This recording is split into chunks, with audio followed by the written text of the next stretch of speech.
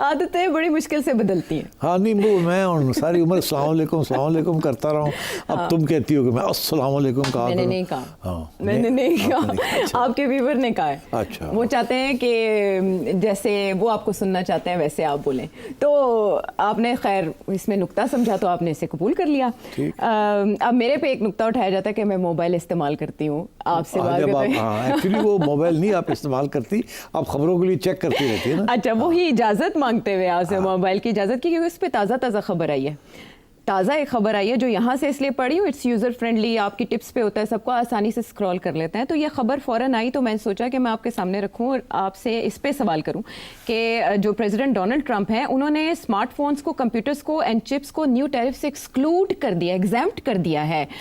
वो तो 125, 145 कहाँ पहुँच रहे थे। और आपको पता है एप्पल प्लान कर रहा था कि वो ये जो इनके टैरिफ का एक ज़रब पड़ने वाली है उससे बचने के लिए कुछ ना कुछ गुंजाइश निकाले और ज़्यादा शिपमेंट्स मंगवाए।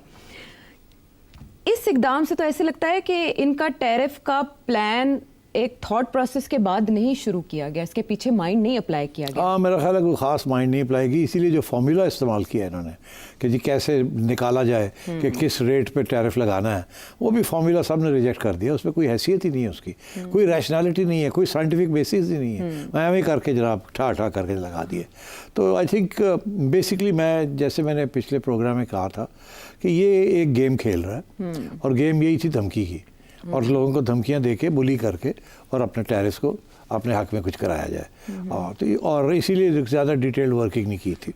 और अब ये जो यू टर्न लिया है, पहला यू टर्न 90 दिन का, वो स्टॉक मार्केट थोड़ी हिली विली तो उनकी। उसके बाद अब ये एप्पल को और कंप्यूटर मैन्युफैक्चरर्स को रिलीफ मिल रही है। अब देखें ना, अपने एप्पल को देख लें।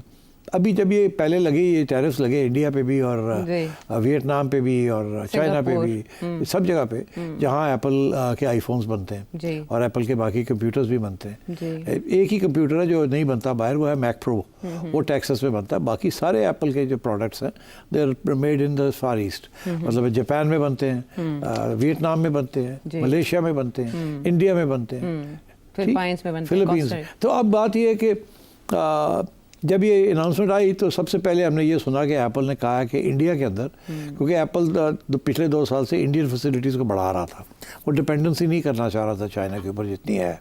तो उनका टारगेट ये था कि 25% जो प्रोडक्शन है ऑफ आईफोन्स वो इंडिया में हो। अब वो 20% तक पहुंच गए हैं। मगर जब ये अनाउंसमेंट आई तो नज़र आ रहा था कि ये तो बहुत महंगे हो जाएंगे अब, चाइना वाले भी और ये इधर वाले भी। तो इंडिया के अंदर उन्होंने देखा कि इनके पास 30 डेज़ का टाइम दिया हुआ था, याद है आपको जी, शुरू में जी। तो इन्होंने कहा वो 30 डेज़ में कितनी प्रोडक्शन हम कर सकते हैं और जो स्टॉक्स पड़े हुए हैं जल्दी से उठा लिया जाए। तो एप्पल ने 3-4 बड़े बड़े जहाज़ को हायर किया, इंडिया भेज दिए और अभी हाल ही में दे सेवरल प्लेन लोड्स, वो जो स्टॉक पड़ा हुआ था जल्दी से उठा के ले आए हैं, ओवर सेवरल मिलियन आईफोन्स। तो मगर अब ये जो अनाउंसमेंट आई है इसके साथ यही होगा कि अब वो जो सारा अमेरिकन टेक इंडस्ट्री है और सॉफ्टवेयर इंडस्ट्री जो रिलाई करती है on these chips, these iPhones, these and don't forget iPhone is it's like the American flag। पर iPhone अगर बंद हो जाता है या कंपनी क्रैश कर जाती है बिकॉज ऑफ टैरिफ पॉलिसीज, तो it will be a big blow. तो किसी ने समझाया होगा कि यार ये तो साड़ी लीडिंग कंपनी है, इसको आप ये करेंगे तो ये तो Chinese products will take over और चाइना जो है will produce something like an iPhone. जिस तरीके से वो सैमसंग बन रहा है, ये बन रहा है, तो फिर आप कहाँ जाएंगे? तो ये वैक्यूम ना क्रिएट करें। ये आपकी टॉप पासपोर्ट कंपनी है, ये अमेरिकन ब्रांड है ये, तो इस ब्रांड को ना ख़राब करें। तो I think that's what's happened. थोड़ी सी पीछे से बैक चैनलिंग हुई होगी और he is withdrawn this thing. लेकिन इस तरह की पॉलिसी फ्लक्चुएशंस अमेरिका की पोजीशन प्रेशर डालने की, बार्गेन करने की, नेगोशिएट करने की, उसको वीक नहीं करेंगी? हो रही है, वो दिन ब दिन हो रही है। ये जो मैं यकीन नहीं करता कि इसको पता नहीं था कि ये होगा। मुझे यकीन नहीं आ रहा कि इतना बेवकूफ़ है कि इसको पता ही नहीं था क्या होगा। इसके इतने एडवाइजर्स हैं, इकोनॉमिस्ट्स हैं, तो कि उनको पता ही नहीं था कि इसके ये नताइज निकलेंगे। तो अभी हाल ही में आपने देखा वो एक वाइट हाउस के ओवल रूम में खड़ा है और मीडिया ऐसे को बात कर रही है, तो कि जी आपने ये यू टर्न ले लिया और स्टॉक मार्केट क्रैश कर गई, तो कहता है हाँ ये देखें ना, इन्होंने $1 बिलियन बना लिए, इन्होंने $900,000 बना लिए स्टॉक मार्केट क्रैश से, तो और वो चुप कर ही कर रहे हैं वो लोग। तो मतलब है कि they are all mixed up in this. इसमें पीछे कोई स्ट्रेटेजिक, कोई लॉन्ग टर्म, कोई रैशनल थिंकिंग नहीं थी। It was a bully's attempt कि मैं किसी तरीके के साथ झटके से मैं अपने हक में कुछ चीज़ें करवा लूँ, and that is what he did. और इसीलिए यू टर्न्स आएंगे, और मैं ये पहले प्रेडिक्ट कर चुका हूँ कि आप देखिएगा अब ये 90 दिन के अंदर बड़ी यू टर्न्स आएंगी, आप देखिए जी। फिर उसके बाद 90 दिन के बाद क्या पोजीशन रह जाएगी, साख क्या फिर रहेगी, देखा जाएगा। At the end of the day होगा क्या, इसकी पॉलिसी जो है वो उस हद तक कामयाब हो जाएगी जिस हद तक ये बाकी लोगों के टैरिफ्स को गिरवा देता है, और वो कुछ ना कुछ होगा, सारे कुछ ना कुछ कंसेशंस देंगे। मगर वो जो था ना कि जी इतना बड़ा ट्रेड फारग हो जाएगा, रिसेशन आ जाएगी, वो कुछ भी नहीं होना। चलें, कुछ ना कुछ मिल ही जाएगा इनको। अब वो गुलशन के कारोबार की तरफ आते हैं, यानी कि हाँ, मेरा ख्याल आज वादा हमने किया था कि आज हम पीटीआई नहीं डिस्कस करेंगे। मैं तो पीटीआई डिस्कस करना चाह रही थी। एक सवाल की इजाजत दे। वो आपके बड़ी आपके दोस्त सलमान अकरम राजा से मुतालिक है, तो इजाज़त दे दे मैं आपसे कुछ पूछ लूँ। अच्छा, ओके। वो ये है कि उन्होंने सीनियर जो लीडर हैं पीटीआई के आज़म स्वाति, उनके बारे में बात करते हुए कहा है कि इस्टेब्लिशमेंट या उनके दरमियान जो राब्ते हैं वो उनकी पर्सनल कैपेसिटी में है, इसका पीटीआई की पॉलिसी के साथ कोई ताल्लुक नहीं। तो सवाल मेरा ये था कि फिर इस तरह के राब्तों के नतीजे में मिलने वाली डील का मुस्तकबिल क्या होगा?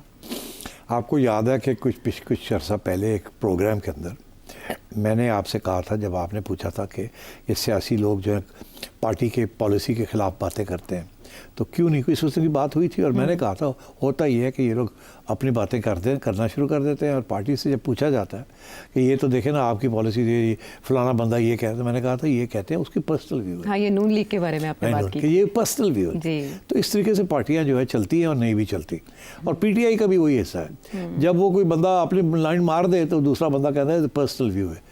अब ये आज यही आ गया ना, ये पर्सनल व्यू है। राजा साहब कहते हैं कि स्वाति साहब की ये पर्सनल व्यू है, स्वाति साहब कहते हैं मुझे इमरान खान ने कहा है। तो ये बातें सारी जो है ना हवा में ही हैं। हाँ। ये कोई पर्सनल व्यू नहीं है। खान साहब ने सबको लगाया हुआ आगे। अच्छा। किसी को कोई हर बंदा जाके कहता है, कोई ना कोई तजवीज़ देता है, खान कहता है हाँ करके देख लो, ठीक, और वो शुरू हो जाता है, कहता है मुझे खान ने कहा है। तो ये इसी किस्म की कॉन्ट्रडिक्टरी पॉलिसीज़ चल रही हैं। और स्वाति साहब जो हैं वो नंबर लगवाना चाह रहे हैं एस्टेब्लिशमेंट में भी के खाते में भी, और इमरान खान के भी खाते में भी। वो लीडर बनना चाह रहे हैं। अगर वो कामयाब हो जाते हैं तो वो लीडर बन जाएंगे, ठीक है ना, मगर कामयाब वो होंगे नहीं। मगर कम से कम ये तो है ना आयशा कि हर रोज़ वो टेलीविज़न पे आए हुए हैं। एक बंदा जो 6 माह से या 4 माह से गायब था, इसकी कोई हैसियत ही नहीं थी, वो आजकल सेंटर स्टेज पे आया हुआ है। सारे उसके आगे पीछे हो रहे हैं, सारे एंकर्स उसको बुला रहे हैं, और वो लगा हुआ है कि जी मैं अभी नहीं बता सकता, कल गुड न्यूज़ दूंगा, मैं ये करूंगा, मैं वो करूंगा।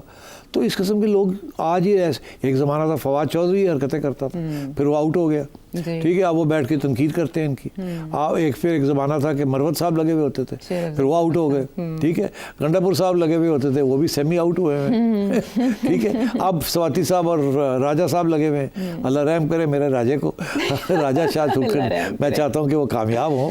He is one good face in the PTI and I support him fully. ऐसे लोग और होने चाहिए पीटीआई में। राजा साहब भी वैसे कभी कभी शूट करते हैं फ्रॉम द हिप, तो उनको भी थोड़ा सा ख्याल रखना चाहिए, साथियों को साथ लेके चलना चाहिए। बाकी ये स्वाति टाइप्स 0/0, इनकी कोई हैसियत नहीं है। हाँ, और राजा साहब एक और नुक्ता भी निकाल रहे हैं कि सारी एम्बिग्विटी जो है वो मुलाकात ना होने की वजह से हो रही है। तो ये इंटेंशनली किया जा रहा है कि कहीं यहाँ बात चल जाए और वहाँ से कोई ब्रेक ना लग जाए उसको, या ट्वीट ना आ जाए। देखिए, ये इसमें तो कोई शक नहीं है ना कि अगर राजा साहब को नहीं मिलने दिया जा रहा तो फिर इसमें तो कहीं से दाल में कुछ काला है। नहीं, दाल में नहीं, सारी दाल ही काली है। सारी दाल काली दाल काले माश की होगी। और क्या, माश की दाल चल रही है। हमें कहा जा रहा है कि जी चने की दाल है। तो ये तो राजा साहब सही कहते हैं, दुखी हैं कि जी मैं मनु किया गया लिस्ट बना के दो अदालत ने, मैं लिस्ट बना के देता हूँ, लिस्ट को लिफ्ट ही कोई नहीं कराता जेल सुपरिटेंडेंट, ना हमारे लोग ही नहीं कराते। ऐसे ही है ना। तो अब राजा साहब जाएँ, मिलें खान को, और फिर खान आके कुछ कहे, या अगली कोई हेयरिंग हो, खान वहाँ पहुँचे और खान से फिर मीडिया पूछे कि भाई किसको आप सपोर्ट करते हैं? कोई खान बोले भी ना अपने मुंह कुछ, बड़ा जोड़ा जानता है वो जाके आके कहता है खान ये कह रहा है। हाँ। वो फैसल भी जाता था, वो भी यही कहता था। जो जाता है वो अपनी तरफ से आके कहता है खान ने ये कहा है। और मेरा ख्याल है खान कुछ कहता भी है और नहीं भी कहता, और लोग खुद बना भी लेते हैं। ट्विटर भी खामोश है पुरस्कार तौर पे इमरान खान साहब का, और एक ब्लॉगर हैं, इंटेलेक्चुअल भी हैं, पीटीआई के सरकर्दा रहनुमा भी हैं, उन्होंने टिप दी है कि अगर मुज़ाकरात करने हैं तो अलीमा खान से करें। अच्छा हाँ, बाय द वे अब ये ग्रुप्स भी तो बन रहे हैं ना। हाँ। There is the Bushra Bibi group, there is the Peshawar group जी। जो डिवाइडेड है इस वक्त, जी। There is the lawyers group, वो भी डिवीजन हो गई है उसमें। उसमें अलीमा खान हेड कर रही है ना? और अलीमा खान नहीं, एक सेक्शन को अलीमा खान हेड कर रही है। अच्छा। सलमान राजा, अलीमा खान, ये एक सेक्शन है। अच्छा। बुशरा बीबी इस वक्त चुप है। कुछ लोग कह रहे हैं कि इवेंचुअली बुशरा बीबी जो है ना उसकी आवाज़ चलेगी, ये सब फारग हो जाएंगे। ठीक है, मगर क्योंकि वो हमारी एक ट्रेडिशन है ना कि बहनें भाई बच्चे दे आर इन लाइन, तो इसलिए I think that's why Aleema की बात सुनी जाती है या वो जो बात करती है। मगर अब देखिए ना, अलीमा भी हार्ड लाइन लेती है, राजा साहब भी हार्ड लाइन लेते हैं। ठीक है, अब और खान साहब तो हार्ड लाइनर हैं ही जी। बाकी ये जो सब लोग हैं इधर उधर चलते रहते हैं, कभी आते हैं कभी जाते हैं। हाँ। कभी हार्ड लाइन शुरू हो जाती है, कभी सॉफ्ट लाइन शुरू हो जाती है। हाँ। अब बहुत से ये इनिशिएटिव्स चल रहे हैं कि जी किसी तरीके के साथ खान की और एस्टैब्लिशमेंट की मुकमका करा ली जाए। तो उसमें वो यूएसए से भी लोग आए थे, सुना वो फिर आ रहे हैं, फिर जा रहे हैं। इसी तरीके से गड्ढापुर साहब कहते हैं मेरे तो ऑलमोस्ट बात हो गई है। फिर उनसे कोई पूछता हो कितने पहुंचे हो, कहता बस होने लगी है, ये हो रहा है। उधर से पहले मरवत साहब भी यही कहते थे, काफ़ी अरसे से स्वाति साहब लगे हुए हैं। तो बड़ी बड़ी ये उम्मीदें बनती हैं फिर टूट जाती हैं and so on. I think once Khan sahab comes to court तो फिर बहुत सी बातें क्लियर होंगी, तो उस वक्त फिर डायरेक्ट बात करनी पड़ेगी। But in the meanwhile मैं समझता हूँ कि Khan sahab has confidence in Salman Akbar Raja. अच्छा। बाकी ये लोग जो आते जाते हैं उनको वो ना नहीं करते, क्योंकि वो चाहते हैं ना कोई ओपनिंग तो मिले, मगर वो कहते हैं मेरे मुंह ना पूछो तुसी, तो जाओ अपने वो जाके करो जो कर सकते हो, तो फिर देखने हैं कि तो I think these guys are all trying to do something or the other, because they are concern ना, क्योंकि ऐसे तो काम नहीं चल सकता ना। एस्टैब्लिशमेंट के साथ लड़ाई करके तो कहाँ जाएगी पीटीआई। पहले तो पीटीआई के एस्टैब्लिशमेंट के कंधों पे चढ़ के आई है, फिर कंधों पे चढ़ के रहना चाहती थी, फिर उतर गई तो फिर गालियां देनी शुरू कर दी। आज भी कहते हैं कि आज हमारे साथ एस्टैब्लिशमेंट मुकम्मल कर ले तो वापस आ जाएंगे एस्टैब्लिशमेंट मिल के।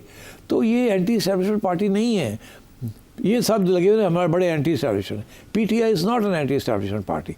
PTI says we are pro establishment, establishment should be pro us. ये कहीं इधर उधर क्यों भूख घूमते हैं, हमारे पास आए ना, वो क्यों हमारे साथ है।